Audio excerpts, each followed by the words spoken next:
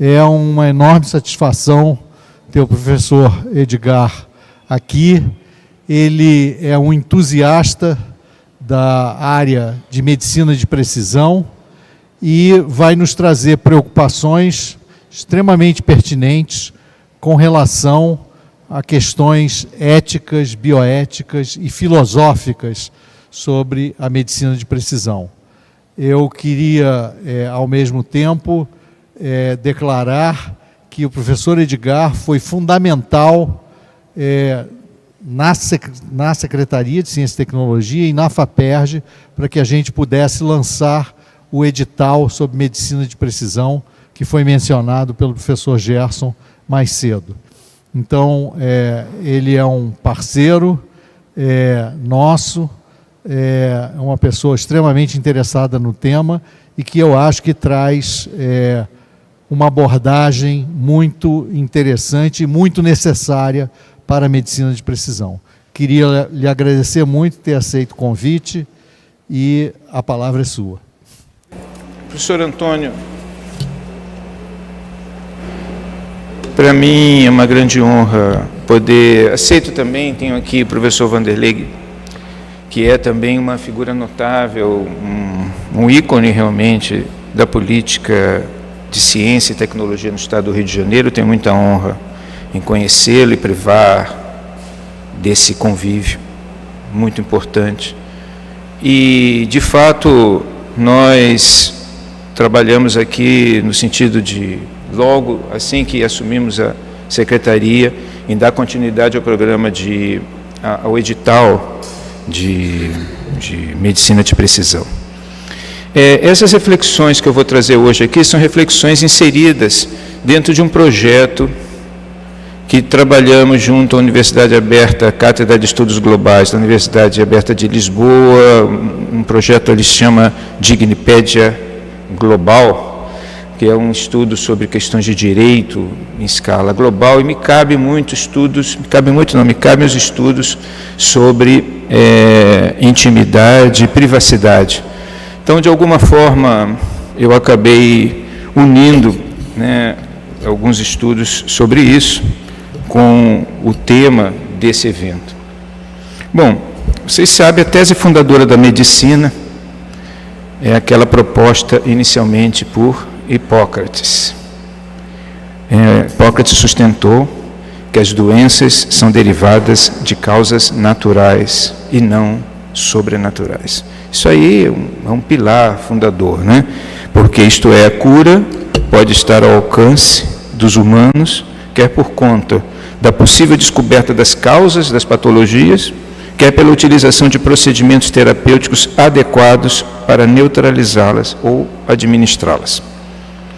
O conhecimento do paciente, da dinâmica do seu comportamento fisiológico e de sua relação com o meio, foram entendidos como elementos essenciais na prática médica por essa tradição antiga, consolidada por Galeno. Você tem que sentar com o paciente e entendê-lo, ver como ele é, onde ele vive, a sua história, essas coisas da medicina. A ideia de uma medicina de precisão ou personalizada, como preferem alguns americanos, é parte integrante de qualquer horizonte clínico. Portanto, na medida em que a tradição médica estabeleceu como um dos fundamentos da prática terapêutica a consideração das particularidades do paciente. Pitágoras, século V a.C., por exemplo, em período anterior a Hipócrates, já tinha notado esse caráter personalizado do diagnóstico ao observar que apenas alguns indivíduos, e não todos, desenvolviam uma reação fatal após ingerirem determinados tipos de favas. A gente vai voltar a isso aqui adiante. Essa antiga observação sinaliza o fato de que, apesar de todos os elementos que permitem aos clínicos generalizarem tratamentos para similares diagnósticos, as patologias possuem dimensões individuais que devem ser observadas e consideradas. Personalizar a medicina é tendência histórica. Portanto, a partir do século XIX, tornou-se relevante o estabelecimento de listas de sintomas e tratamentos gerais. Mas isso não significava que o objetivo do tratamento não fosse sempre o de encontrar o, entre aspas, medicamento certo para o paciente certo. O termo medicina de precisão, como bem notou Jain Keval, é usado porque desenvolvendo a mais fundamental abordagem histórica da medicina, os diagnóstico, prognóstico e estratégias terapêuticas devem ser estabelecidos de forma precisa para a necessidade de cada paciente. No entanto, considerando o desenvolvimento atual da ciência e da tecnologia, isso se estende para além do puro exercício da personalização no campo da experiência generalista, mas processa como nunca antes um conhecimento de realidades individuais que antes eram invisíveis aos procedimentos clínicos normais e que se encontram na esfera molecular. O assunto hoje suscita a questão levantada por Barbara Prain-Sack, se as doenças devem ser cada vez mais entendidas, acima de tudo, como individuais, na medida em que as versões correntes da medicina de precisão dão atenção, diz ela, a inumeráveis diferenças entre pacientes e os meios pelos quais as doenças os afetam. Isso pode, eventualmente, levar à conclusão extremada de que há tantas doenças quanto existem pessoas. O tema em si não é estranho, pois os homeopatas unicistas do século XIX sustentavam exatamente, embora por caminhos teóricos diferentes, a necessidade de tratar as patologias exclusivamente numa perspectiva individual e apenas com um único medicamento. Quer dizer, no fundo, sempre houve essa tendência de achar que o problema é individual, essencialmente individual. A forma atual de entender o problema deriva, no entanto, do desenvolvimento dos estudos de genética, isto é, aqueles que dizem respeito ao entendimento das origens das formas viventes. No caso, que é focado na análise estrutural dos genes, na elucidação de sua relação funcional com seus produtos e a regulação de sua expressão no âmbito de uma teoria de hereditariedade e desenvolvimento. Esses estudos levantam de forma contínua surpreendentes e misteriosas realidades e questões que dizem respeito à intimidade fisiológica do ser e de suas patologias. Cabe-nos aqui, de forma geral, lembrar que a atual circunstância dessa personalização do diagnóstico é fruto de especulações e pesquisas que se aceleraram nos últimos 2 séculos. Vou fazer aqui um breve resumo da questão, né, para como a gente chegou aqui. A partir do século XVIII, houve muitas discussões sobre a origem do embrião humano e a natureza do seu desenvolvimento, no afã de entender aquilo que geneticamente o torna diferente, sendo ao mesmo tempo igual a outros, enquanto homem. Inúmeros debates foram travados sobre como seria possível a transmissão de características hereditárias e como essas se tornavam originais em cada um. E, principalmente, se o ser já estava pronto desde o primeiro momento ou antes do primeiro momento, como sustentavam os pré-formistas. Debates antigos, né? Ou se tornava algo ao longo de um enigmático processo de formação. Uma longa tradição de fato, que vinha de Hipócrates, de novo Hipócrates, né, defendia que os seres humanos eram maleáveis em seu desenvolvimento e suas características podiam ser transformadas sob o efeito de circunstâncias externas, o que caracterizava uma fundadora e antiga defesa de concepções denominadas epigênicas, mais adequadas ao que se observava na realidade, ou seja, que as pessoas elas vão mudando, né? Charles Darwin, preocupado tanto com a continuidade quanto com a transformação contínua das formas vivas, concebeu a hipótese da existência das gêmulas. Isso também é sempre estudado em genética, né? Pequenas partículas oriundas de células modificadas pelo meio, que retinham suas características, circulavam pelo corpo e acumulavam-se em células germinais, inserindo nelas um material que era transmitido hereditariamente. Porque o Darwin estava pensando como é que era possível, né, haver mutações ou modificações, e ele postulou essa ideia de que você vive e as células são modificadas, elas entram no organismo e vão, de alguma forma, para algum lugar onde elas se reproduzem e passam adiante. As questões de hereditariedade genética, no entanto, passaram a ter uma perspectiva científica mais consistente, claro, a partir dos estudos fundadores de Gregor Mendel, né, todos nós aqui, e de seus intérpretes e seus continuadores. Tanto no sentido de entender melhor os mecanismos pelos quais as características próprias do indivíduo são transmitidas e sua singularidade é construída, quanto pelo fato de que, com o desenvolvimento do microscópio, tornou-se possível conhecer a estrutura da célula e os cromossomos. Aí você encontrou alguma coisa, né? Nesse período foram cunhadas a maior parte das expressões da genética. O próprio termo, genética, os conceitos de gene, alelo, genótipo e fenótipo, por exemplo. Foram estabelecidas assim teorias mais precisas sobre os mecanismos de transmissão de características genéticas e avançou-se um pouco mais sobre o problema da natureza e das particularidades individuais. Concluiu-se naqueles primeiros anos do século XX, principalmente a partir do clássico Mecanismo da Hereditariedade Mendeliana, esse é um clássico, né? Que, entre outras coisas, os cromossomos são os portadores do material genético, os genes são as unidades fundamentais da hereditariedade, organizados de forma linear nos cromossomos, que fatores ambientais podem influenciar os efeitos de alguns genes e que alguns deles modificam os efeitos de outros. Mas não havia ainda clareza sobre a realidade disso tudo. Thomas Morgan, ao receber o Prêmio Nobel em 1933, precisamente pelas suas pesquisas sobre o papel dos cromossomos na hereditariedade, perguntou de forma reflexiva na sua palestra se os genes eram uma unidade hipotética ou uma partícula material, não sabendo dar, então, uma resposta. Hoje sabemos, como reafirmou Jean Gagnon, que as macromoléculas, denominadas como genes e também proteínas, possuem uma estrutura atômica precisa e definida em uma configuração espacial.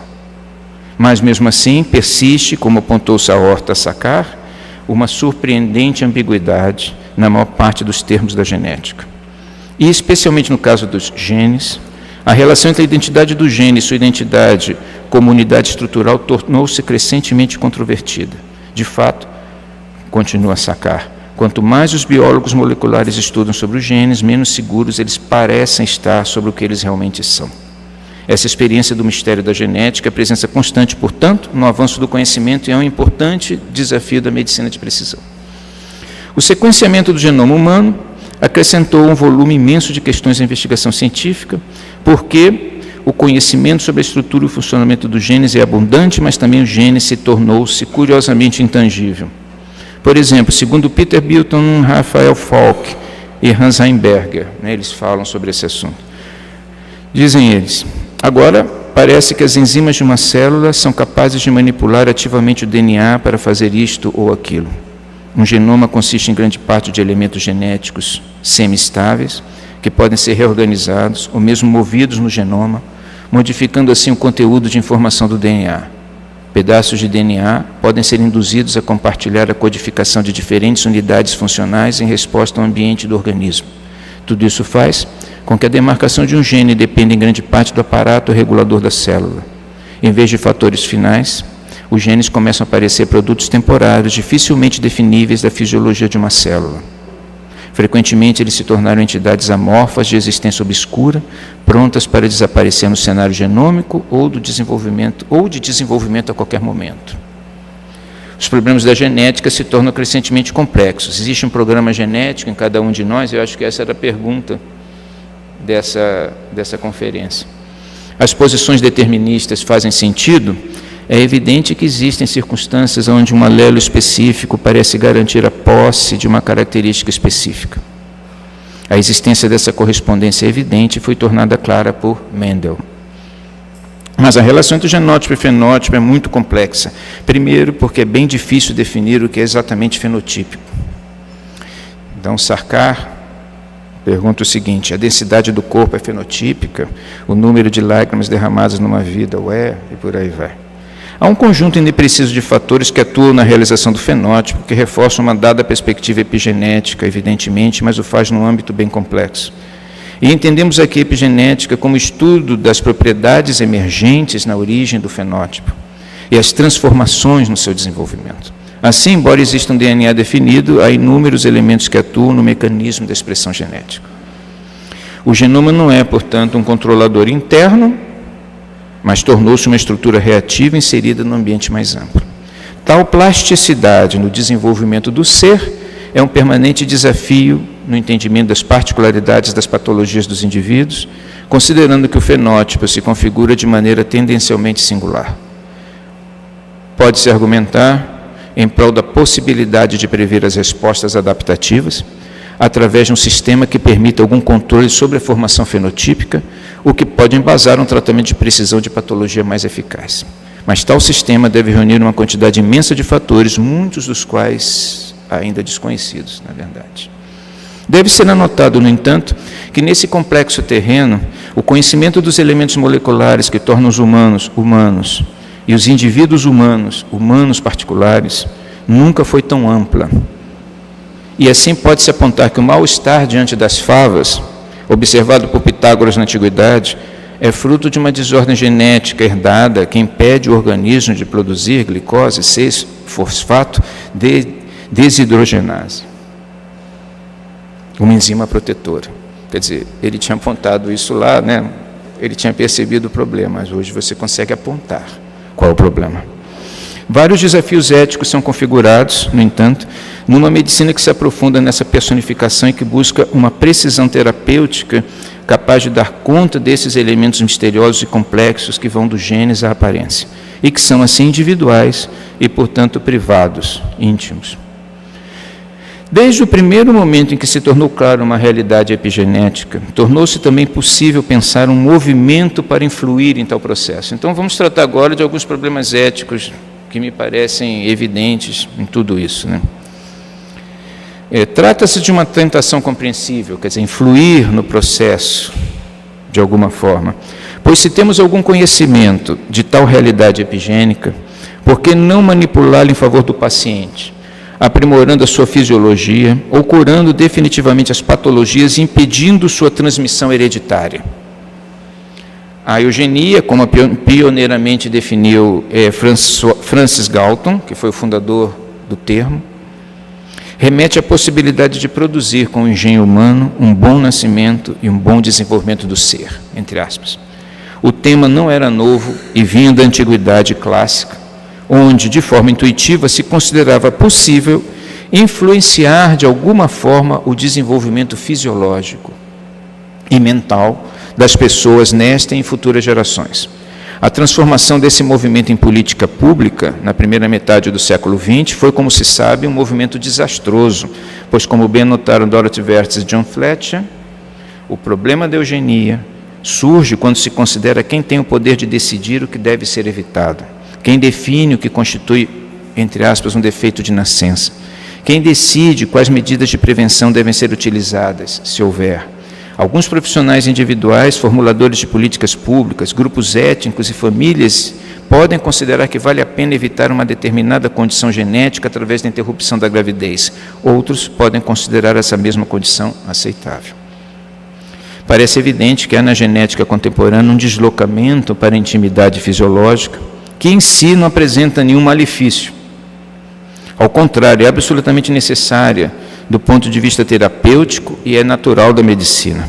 No entanto, tal movimento pode representar, na medida em que se estabelecem avaliações ideológicas específicas ou juízos pretensiosos, não apenas uma intrusão descabida em processos cuja real natureza é ou muito complexa ou simplesmente desconhecida, mas também uma desqualificação da capacidade da consciência individual de decidir sobre sua própria realidade ou realidades hereditárias futuras.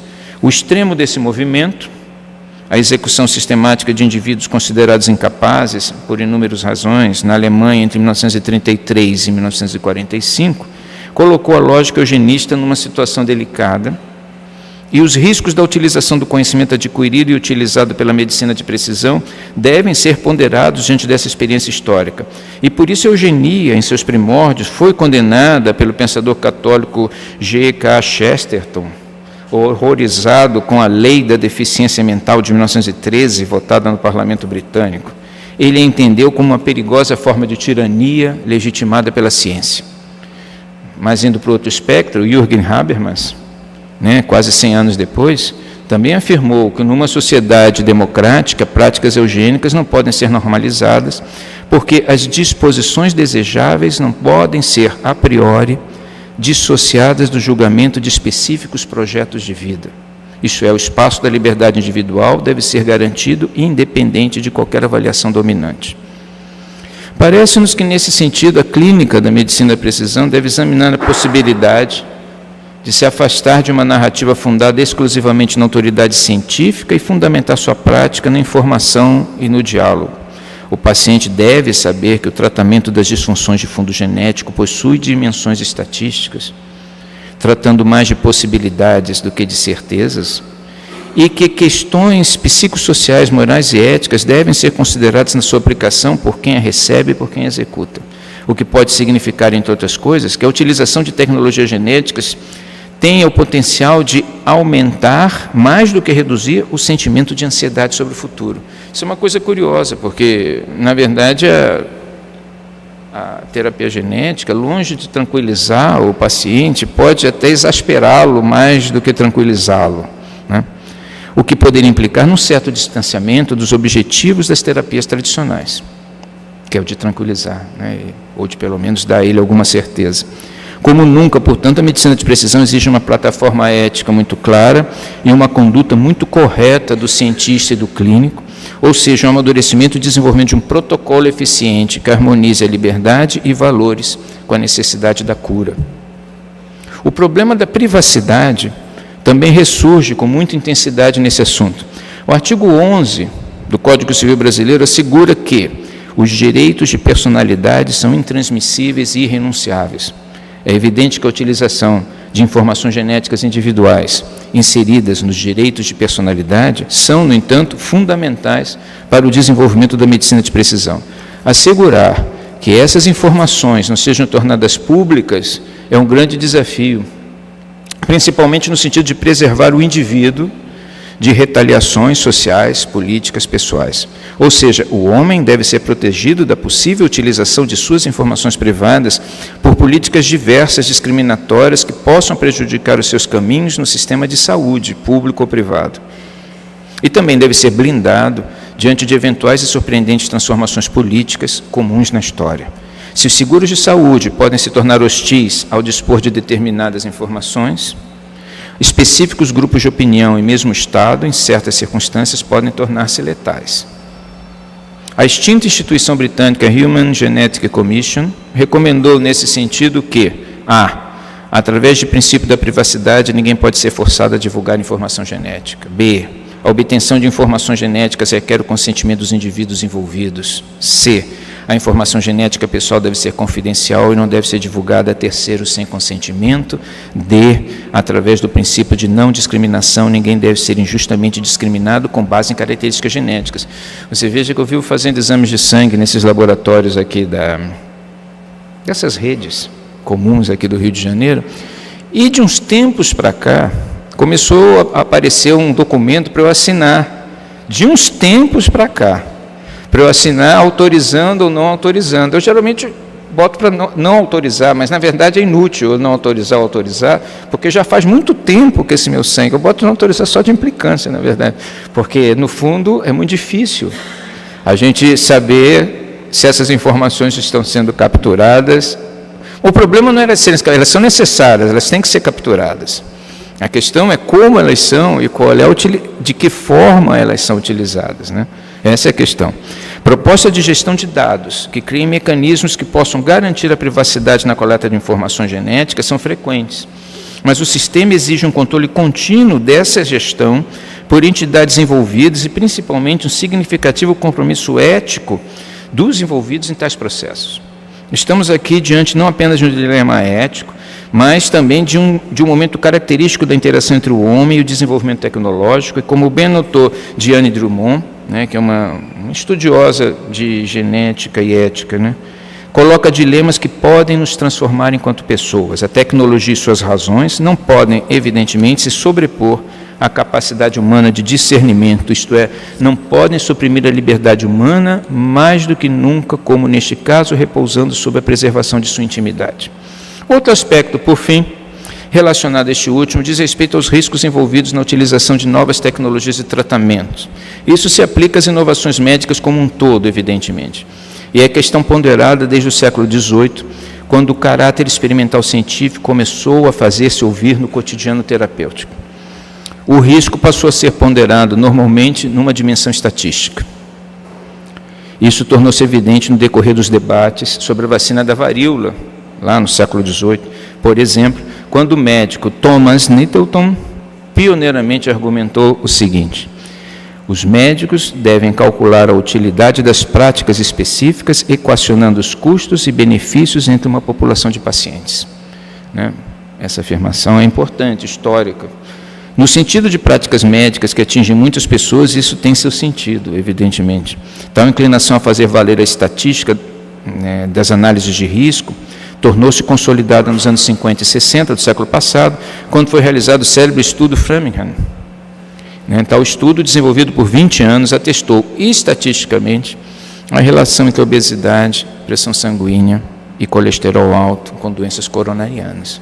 Isso aí foi uma descoberta. Eles fizeram uma pesquisa nessa cidadezinha, né, por 20 anos, e constataram que existia uma relação estatística, totalmente estatística. Mas a estatística tem seus problemas que, no caso daqueles que saem fora da curva, obesidade, pressão e colesterol, não é particularmente grave, pois são saudáveis nesse aspecto. Mas o é quando se trata de riscos substanciais à saúde daqueles que não são considerados por uma ponderação estatística específica que objetiva introduzir um novo tratamento. E aí nós temos duas experiências históricas importantes sobre isso, né? O escândalo da vacinação da BCG em Lübeck, Alemanha, né, quando eles vacinaram com um bacilo específico de BCG, um bacilo de coco específico, né, e que levou à morte de muitas crianças na cidade, entre 1931 e 1932, e a mais recente tragédia da talidomida, no início dos anos 60. Mostram que as exceções são sempre desafiadoras das estatísticas e das análises de risco existentes. Em grande medida porque o extraordinário, o surpreendente, é elemento integrante da condição humana, como entendia Heráclito. Heráclito dizia isso num dos seus fragmentos. Ele dizia que a morada do ser humano é o extraordinário. Quer dizer, por mais que as estatísticas existam, o ser humano mora no extraordinário. Então, né, a estatística da talidomida, por exemplo, eles tinham lá os seus cálculos e a sua análise de risco, tanto que depois ela foi reintroduzida, né? Eles tinham sua análise de risco, mas eles não contaram com as exceções e o que significavam essas exceções. E é previsível que as estatísticas não deem conta desse fenômeno extraordinário na vida. No misterioso e complexo universo, das relações entre os genes e aquilo que somos e nos tornamos, e onde os elementos que transformam um registro em outro não são de todos conhecidos, as responsabilidades do cientista e do clínico são imensas. É claro que a pesquisa científica, a experimentação, a prática, a clínica não podem e não devem ser interrompidas. Ao contrário, exatamente o mistério é o elemento motor do processo de conhecimento, e por isso que a FAPERJ abriu esse edital para a medicina de precisão, porque é isso que a gente tem que fazer sempre. Esse é o caminho, não tem outro, né? Mas considerando o caráter personalizado e preciso desse tipo de medicina, a prudência se impõe. Todo cientista deve ser prudente. Lembremos-nos do caso do tamoxifen, uma droga para tratamento de câncer de mama. Né? Uma primeira avaliação indicava que a droga não era indicada para afrodescendentes, lá nos Estados Unidos, apenas para brancos. A FDA vetou, portanto, para afro-americanos. Estudos posteriores, no entanto, demonstraram que não se tratava de cor de pele, mas sim de questões genéticas que nada tinham a ver com o específico aspecto fenotípico. Então, para aplicar a doença, tinha que fazer outros tipos de exame que não tinham a ver com o aspecto fenotípico, né? Ao lidar com temas tão difíceis, a prudência deve sempre prevalecer, porque se tratam aqui de estatísticas aplicadas a um indivíduo apenas, e o indivíduo é a morada do surpreendente. A prudência é a virtude que possibilita o discernimento do que é o bem e como esse pode ser atingido. Ela pressupõe, sem dúvida, no caso, um compromisso com a vida, ou ainda mais com a qualidade de vida, com a saúde do paciente em toda a sua dimensão. É fundada na humildade, no reconhecimento de nossas limitações, nas limitações da própria medicina de precisão, num julgamento sustentado em estatísticas, mas também em valores. Deve conduzir uma decisão justa, precisa na direção da realização do bem, mas que tenha condições de ser retificada em função de erro, igualmente de forma precisa. Esse movimento não nos livra do extraordinário, mas torna as ações científicas e clínicas capazes de construir um sólido caminho de conhecimento. Então, era essa discussão eram esses os temas que eu gostaria de trazer aqui, e eu acho que são temas importantes para o desenvolvimento da medicina de precisão. É isso.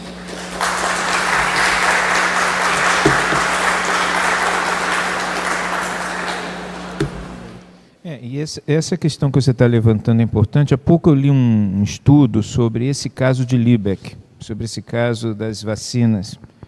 E o que o pesquisador, como esqueci o nome desses artigos científicos, ele levantou todos os dados e ele viu que, na verdade, os sobreviventes reagiram muito bem à vacinação. Ele chega a essa conclusão, que aquilo foi, para os sobreviventes, aquilo foi um sucesso muito grande, mostrou que... E então, os estudos, as aplicações estatísticas, assim, elas têm esse caráter... como é que a gente pode dizer? Paradoxal. Né? Paradoxal. E as decisões que são tomadas... Agora, a questão, eu acho, isso com o tempo... Isso nós estamos falando de coisas dos anos 20 e coisas dos anos 60, do século passado. Né? Com o tempo, eu acho que os protocolos, a tendência deles é se tornarem cada vez mais sérios e mais precisos para que o número de mortos seja zero, se possível, ou o mínimo possível, e os erros possam ser minimizados dentro do que está previsto. Né? A grande questão para mim, assim, em termos de medicina de precisão, ou você mexer com coisas que, os genes, as enzimas, as proteínas, e todos esses elementos que circulam entre o gene e o fenótipo. E eu nem citei, mas eu li casos sobre determinados tratamentos que foram utilizados com uma determinada proteína que resolvia aquele problema, mas de forma surpreendente ativava outros elementos da cadeia que ninguém podia prever que fossem ativados e eram letais. Então, quando você mexe com o ser humano, você tem aí um grau muito grande de imprevisibilidade, o indivíduo. Quando você trata com a multidão, você pode reduzir, mas o indivíduo tem um grau muito grande de imprevisibilidade. E é isso só que me preocupa do ponto de vista ético, de que maneira e quais são os protocolos que vão ser e estão sendo desenvolvidos para que isso possa caminhar de uma maneira segura.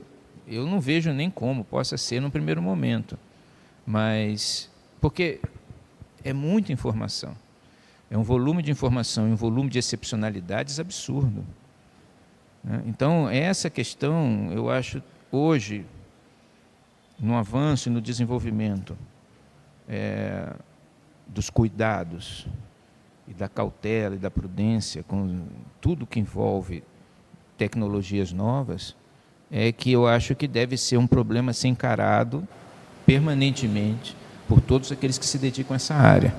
Não é que possa ter uma resposta para isso, mas é uma resposta que tem que ser construída de uma forma séria para que a coisa se desenvolva bem, né, e possa ser sustentada ao longo do tempo, ao longo do processo. Mas essa tua observação é muito importante, porque ela mostra, morreram as pessoas. É como a vacina da varíola no século XVIII. Né? Quando eles foram aplicar aquilo, a resistência foi imensa, mas a questão, ele diz, não, a questão é quantos vão morrer, isso é que o médico falou, né, esse doutor. Né, então, foi o primeiro a falar isso, quantos vão morrer? Se os que vão morrer vão ser menos dos que morreriam pela varíola. Essa é a questão que ele colocou. Isso é uma afirmação muito importante, né? Porque permitiu que a prática médica pudesse, o experimento, ele pudesse ser colocado A questão é que as exigências ao longo dos últimos 200 anos do que é aceitável já não são mais a da varíola lá no século XVIII. Aquilo ali era uma coisa heróica, né? Era uma coisa muito... As pessoas nem sabiam direito com o que estavam mexendo, essa é a verdade. Né? Aquela primeira vacinação, aquela primeira vacina, ninguém sabia direito o que era aquilo, eles faziam, né, de uma forma muito intuitiva. Então, esses elementos eles devem ser observados. É isso que eu acho que é um problema, né? É uma questão que os cientistas e os clínicos nessa área devem ter.